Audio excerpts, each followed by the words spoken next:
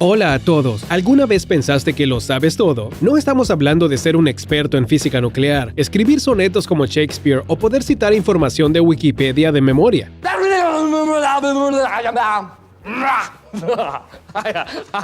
Simplemente nos referimos a la sensación de que tu visión del mundo es completa y muy precisa. ¿Nos creerías si te decimos que algunas de las cosas que crees que son realidad no son más que un mito? Y tenemos pruebas. ¿No temes descubrir la verdad? Entonces, ¡adelante!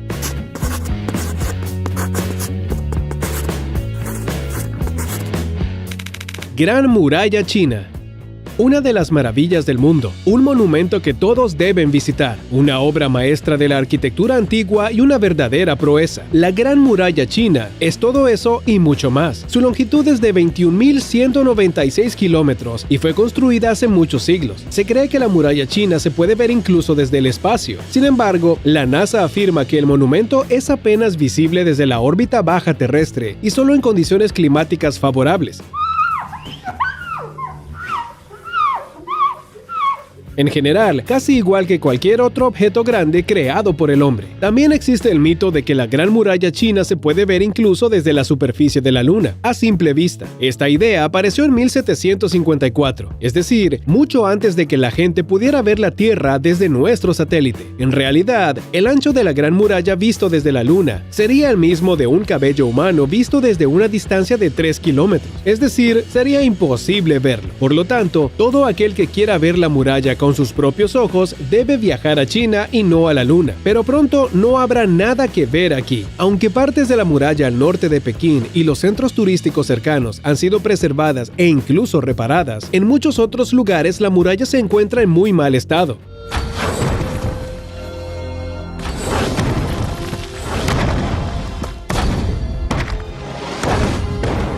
Las piedras de las murallas han sido usadas para construir casas y caminos, además de simplemente ser robadas por vándalos. Algunos de los ladrillos que los aldeanos tomaron prestados fueron tallados con palabras chinas. Según los científicos, estos son artefactos históricos de valor incalculable. Sin embargo, se venden por $7 u $8 en los mercados de las aldeas. Un informe de 2012 de la Administración Nacional del Patrimonio Cultural decía que el 22% de la Gran Muralla China simplemente ha desaparecido y la situación está empeorando cada año. Muchas secciones están hechas de arcilla en lugar de ladrillos y piedra, por lo que son más susceptibles a la erosión. Vientos, lluvias, turistas y lugareños son algunas de las causas de la rápida destrucción de la muralla. Fotografía de Nessie.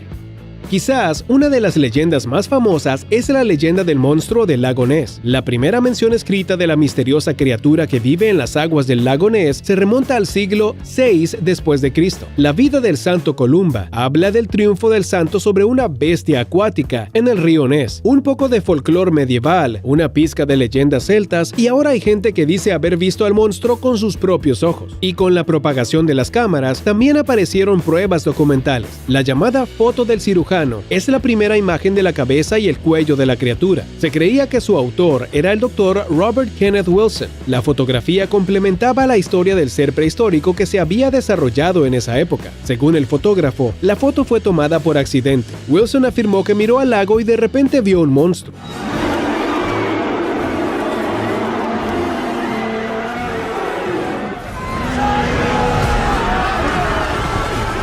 El hombre inmediatamente agarró la cámara y tomó 4 fotos. Solo 2 fotografías salieron bien, pero solo una de ellas se dio a conocer en todo el mundo. Todavía se utiliza a menudo como prueba de la existencia de Nessie, ya que fue tomada en 1934, cuando Photoshop todavía no existía. Durante 60 años, la foto fue considerada auténtica, aunque muchos dudaban de la existencia de Nessie. Pero en 1994 se dio a conocer la verdad. Resultó que la criatura era un submarino de juguete construido por Chris Perling, yerno de Marmaduke Wetherell. Este último fue ridiculizado públicamente por su empleador, el periódico Daily Mail, después de que descubriera algunos rastros de Nessie que resultaron ser falsos. Para vengarse del periódico, el hombre y sus cómplices hicieron una maqueta de Nessie. Le tomaron varias fotografías y las enviaron a la redacción, y los periódicos cayeron en la trampa. Además, el resto del mundo se creyó este simple engaño.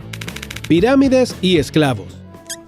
Un tema que siempre llama la atención tanto de los científicos como de la gente común es el antiguo Egipto, y es un tema interesante sin importar la edad. Es fácil encontrar a un niño que quiere hablar de los faraones o a una anciana que sabe todo sobre las pirámides. Hablando de pirámides, la mayoría de la gente cree que la mano de obra principal en su construcción eran esclavos. Al final, para construir algo tan grande como una pirámide, se necesita mucha gente dispuesta a trabajar día y noche, tal vez sin fines de semana y días festivos. No es de extrañar que los científicos del siglo XIX creyeran que las pirámides fueron construidas por esclavos. En el siglo XX, se empezó a pensar que solo una pequeña parte de la sociedad trabajaba en la obra, más exactamente varios miles de trabajadores profesionales y arquitectos. ¿Cómo pudieron crear estas enormes estructuras? Es un misterio. Sin embargo, en realidad, toda la población sana del país trabajó en las pirámides. Es decir, una parte de la sociedad construyó las pirámides, pero la otra también participó. Por ejemplo, suministraba a los constructores todo lo necesario, preparaba la comida para ellos. Algunas personas se dedicaban a la protección. Algunos de ellos participaron en largas expediciones para conseguir piedra y metal. Ningún país del mundo habría tenido suficientes esclavos para hacerlo todo a la vez. Las brujas de Salem. Las historias de las casas de brujas siempre son representadas de la misma manera. La acusación, el juicio injusto y luego la terrible muerte en la hoguera. Esta es la manera de deshacerse del mal. Quizás uno de los juicios más famosos de brujas es el de Salem. Está lejos de ser el único en América del Norte, pero fue esta serie de audiencias celebradas entre febrero de 1692 y mayo de 1693 la que se hizo más famosa. Eso es porque fue la caza de brujas más mortal en la historia de América del Norte. También se le llama uno de los casos más famosos de histeria colectiva. Más de 200 personas fueron acusadas, 30 condenadas, 19 de las cuales fueron ejecutadas y al menos 5 murieron en prisión. Y todos eran personas que no habían cometido ningún crimen. Pero si imaginas que hubo muchas hogueras en ese lugar, entonces estás equivocado. Los condenados fueron sentenciados a la horca. Hombre de Piltdown. El 15 de febrero de 1912, Arthur Smith Woodward, conservador del Departamento de Geología del Museo Británico, recibió una carta del arqueólogo aficionado Charles Dawson. Este le informó del descubrimiento de parte de un cráneo masivo de una criatura humanoide en una cantera de grava en Piltdown. En mayo, Smith Woodward comenzó a explorar el lugar y como resultado concluyó que el fragmento pertenecía a un hombre antiguo aún desconocido.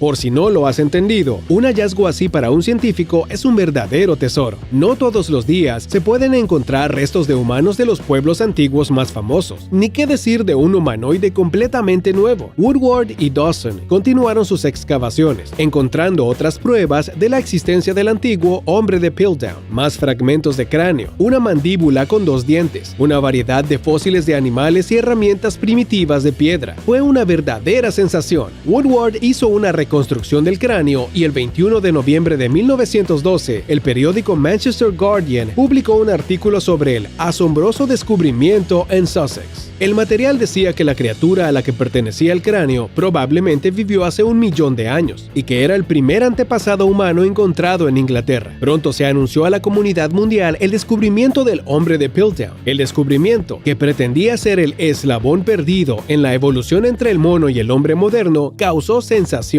No entraremos en detalles aburridos y solo te diremos que el hombre de Piltdown podría cambiar muchas ideas sobre la evolución. Incluso los científicos más escépticos reconocieron la fiabilidad del descubrimiento, pero por desgracia resultó ser falso. Los huesos fueron envejecidos artificialmente y coloreados con el color de la grava de la cantera, y los dientes que en realidad pertenecían a un orangután habían sido ligeramente afilados para hacerlos parecer más humanos. El hombre de Piltdown estaba formado por los huesos de un hombre moderno y un orangután, también moderno. El 21 de noviembre de 1953, el Museo de Historia Natural de Londres anunció oficialmente que el sensacional descubrimiento era solo un engaño.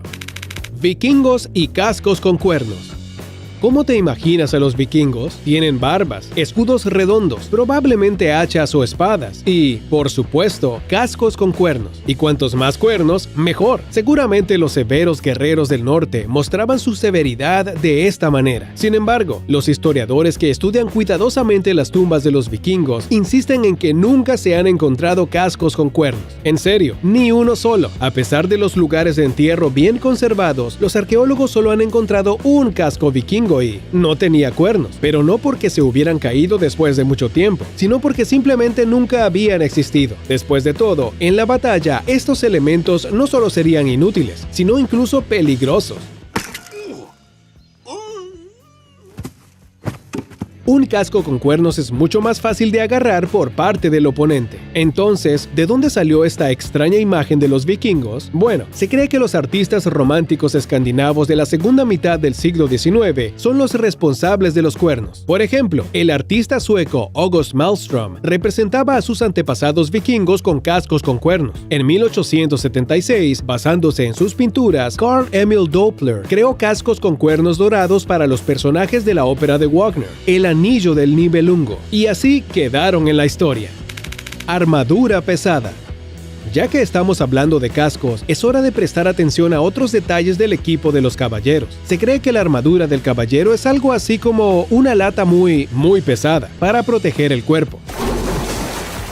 Sin embargo, las historias de caballeros que no podían subirse a la silla de montar sin la ayuda de un escudero o que no podían levantarse por sí solos si eran derribados del caballo no son más que un mito, excepto en los casos que habían recibido un golpe en la cabeza. La armadura del caballero, desde las primeras armaduras de malla hasta las armaduras de placa que vendrían después, permitía moverse libremente lo suficiente para luchar contra el enemigo. El peso total de la armadura generalmente no superaba los 30 kilogramos. Además, estaba muy uniformemente distribuido por todo el cuerpo. Esto hacía que la armadura se sintiera más ligera de lo que era en realidad. Por cierto, el peso del equipo de los soldados modernos no es menor, y a veces incluso mayor que el de los caballeros medievales. Y nadie piensa que los soldados son torpes.